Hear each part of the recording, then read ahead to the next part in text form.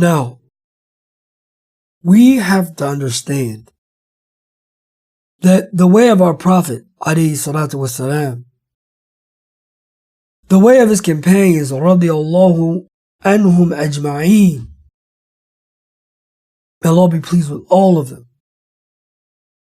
was that they were worried about other individuals. They put other individuals first. It wasn't about, okay, let me get what I need. Now I've got what I need. Let me get what I want. Okay, now I have what I want. Let me get the extras. But instead they did what? They gave from things that they needed, because they understood that we had a responsibility to one another.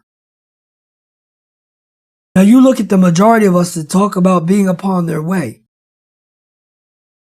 and how we don't mind having excess and wasting excess when you've got Muslim men, women, and children dying all around the globe because they can't get what we don't want, what we waste. What part of the Sunnah is this?